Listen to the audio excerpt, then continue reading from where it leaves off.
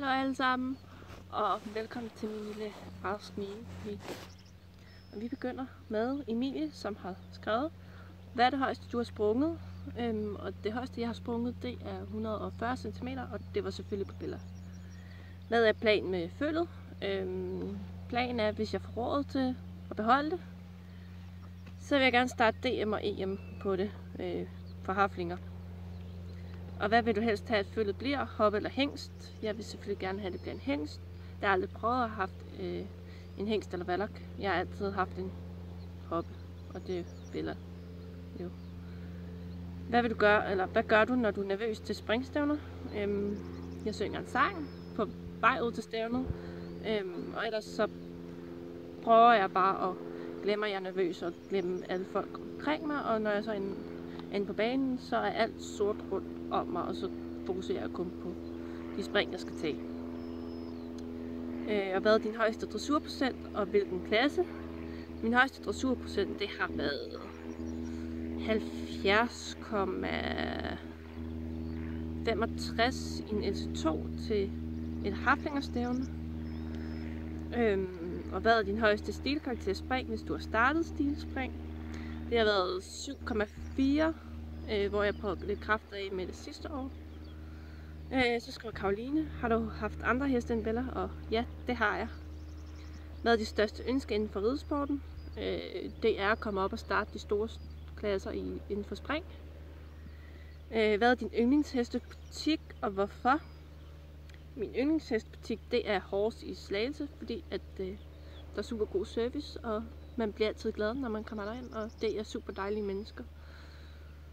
Så jeg handler normalt altid i Horse i Slagelse. Så skriver Isabella, hvorfor ville du egentlig gerne sælge Bella dengang, og hvad gjorde du, at du valgte at beholde hende? Grundet var jo, at jeg ikke er ponyrytter mere, og jeg var ligesom klar til at tage springet og kigge på nogle andre heste, og jeg har ikke råd til at have 2 heste, og det havde jeg heller ikke dengang. Så derfor var valget at sælge Bella, og ja, hvis jeg kunne få det for hende, som jeg havde sat hende til salg for, så ville jeg gerne sælge hende, men jeg ville ikke sælge hende for enhver pris. Så det var på grund af overgang til hest, at jeg valgte at sætte hende til salg. Og hvorfor jeg valgte at beholde hende, det var fordi jeg jo blev lovet, at jeg måtte starte DM og EM, og at hun så kunne få et følge en gang. Så derfor valgte jeg også at beholde hende. Det var en af grundene til, at jeg valgte at beholde hende. Også fordi jeg ikke har indset, at jeg ikke kan undvære hende i min hverdag. Hvordan fik du Bella? Det var min farmor og farfar, som synes, at jeg skulle have mig et følge dengang. Og de spurgte min mor og far, da de var sammen dengang også.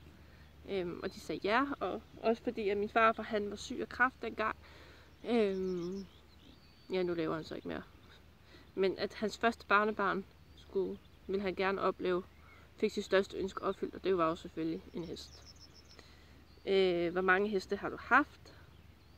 Jeg har haft rigtig mange. Jeg tror, jeg har haft mellem 6 og 8 heste. Alt fra små shetlænder til etterponyer. Men det har aldrig været noget seriøst konkurrenceriden. Det har det aldrig været. Og hvor gammel er du? Jeg er 20 år, bliver 21 til november. Og hvad laver du i din fritid ud over dine heste? Jeg er meget sammen med min kæreste. Jeg bor også sammen med ham. Så er jeg sammen med mine veninder og venner. Og så dyrker jeg rigtig meget min familie. Jeg elsker at være om min familie. Jeg er et rigtigt familiemenneske. Så skriver Lykke. Kan du bedst lide at ride skoven eller springdressur? Det er meget forskelligt. Jeg kan lige så vel lide at ride dressur og øve LA-programmer, som jeg kan ligge og lige og springe små kryds til store spring til 120, lige fra militære spring i skoven til en hyggetur ude på landevejen. Jamen, jeg elsker det hele. Der er ikke noget, jeg bedst kan lide. Selvfølgelig kan jeg bedst lide spring måske, men det kan jeg jo ikke ride hver dag, så derfor bliver jeg jo nødt til at afveksle. Og det gør jeg ved dressur og ride skoven og tage på tur og sådan noget. Og hvad er dit bedste stævneminde? Jeg har ikke kun et godt stævneminde. Jeg har flere stævneminder, som jeg elsker utrolig højt. Den første gang, jeg valgte et rødt tæppe, det var i 2010 til Karlslunde Open, hvor vi var eneste fejlfri i deres derbyklasse. I 2011, hvor jeg blev Danmarksmester for første gang inden for haflinger. I 2012, hvor jeg startede min første EM, og 2015, da jeg blev klubmester for første gang, og jeg prøvede 6 år, men det her var så for hest. Og Bella var eneste pony. Og EM selvfølgelig i 2015 også, hvor jeg blev europamester sammen med 3 andre tøser. Ja, der er rigtig mange gode stævneminder, og jeg kan ikke vælge mellem nogen af dem overhovedet. Så skriver Michelle, er Bella din første hest? Ja, Bella er min første hest.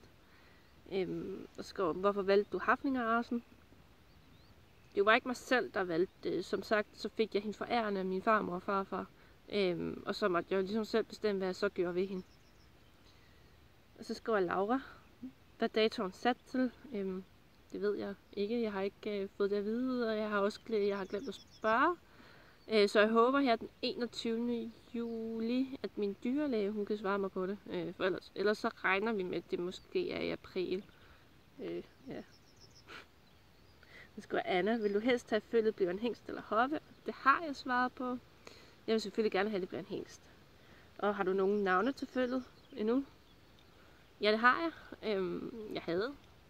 Jeg havde et hingstenavn, men da jeg så har fundet ud af, at hingsten nu bare skal starte med ST, fordi det er en ST-hingst, jeg har valgt, så kan det jo ligesom ikke blive Samuel.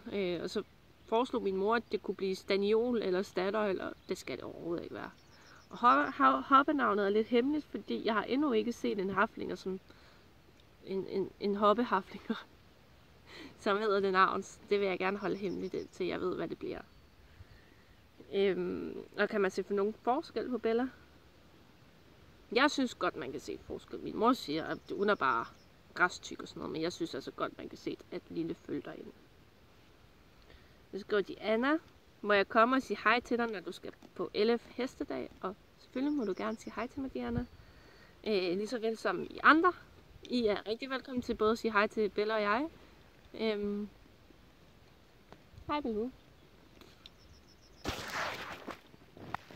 Baloo står lige der. Ja. Ja, så I er velkommen til at hilse på både Bella og jeg. Så skriver Mille, hvad er dine planer med Bellas kommende føl? Den har jeg også svaret lidt på. Jeg vil rigtig gerne op og starte EM og DM i spring selvfølgelig for haflinger. Og så vil jeg selvfølgelig gerne ud og starte nogle hestestævner og sådan noget, hvis det bliver over hestemål. Ellers så må jeg se, hvad jeg så gør. Så skriver Mille, hvad er dine planer? Den har jeg læst op, undskyld. Så skriver Mette, hvad er de største ønsker? De største ønsker, det er nok at bo på en kæmpe stor gård med et par haflinger. Fordi jeg har en forkærlighed for dem, og sådan er det. Og så med en masse konkurrenceheste på højt springplan. Det er egentlig det, jeg gerne vil med mit liv. Så skriver Natasha, hvad vil du gerne uddanne dig som? Jeg vil rigtig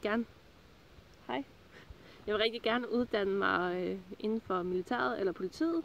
Og hvis det så bliver politiet, så kunne jeg godt tænke mig at arbejde med narkohunden. Det synes jeg er et rigtig spændende emne, som interesserer mig rigtig meget. Så skriver Camilla, hvorfor lige Bella, og hvorfor ikke en anden hest? Den har også svaret på, jeg valgte ikke selv Bella, og jeg har ikke valgt Bellas race. Jeg har overhovedet ikke valgt noget, jeg fik bare Bella forærende. Og så må jeg ligesom selv om, hvad jeg så vil gøre med hende derefter. Så skriver Emma, er Bella aldrig fræk, når du rider hende? Jo, selvfølgelig kan Bella godt være fræk og irriterende og dum og sådan noget. Hej. Gik fede lille shetlander. Ja. Hej. Jo, Bella kan godt være fræk og sådan noget, men det er meget, meget, meget sjældent, at hun er det, fordi jeg kender hende jo ud og ind, og jeg har haft med hende at gøre i 13 år nu. Så jeg kender hendes dårlige dage og hendes gode dage. Og som regel, når hun har en dårlig dag, så hygger vi bare i stedet for at ride, for så ved jeg bare, så kommer vi op og skændes, og det synes jeg ikke er fair, både over for hende eller mig. Baloo, du skal ikke klø dig op af stolen. Baloo, gå lige væk. Du skal ikke rykke på stolen. Nej. Ja. Det var...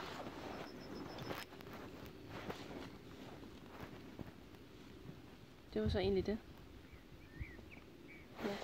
Ja. Og hvis I synes, jeg skal lige lave nogle lignende hvor jeg for eksempel er ude i stald eller sådan noget, så skal I like den her og kommentere. Og jeg ved godt, jeg har lovet at lave en video af min stald og mit udstyr og en hverdagsblog og blog, hvad det nu end hedder, og alt det der, og stævneblog, hvor, ja, alt det der. Men jeg har simpelthen ikke haft tid til det op i mit hoved heller. Men jeg håber, I synes godt om det her, og så håber jeg, at jeg kan lave nogle flere af sådan nogle videoer her. Hej hej!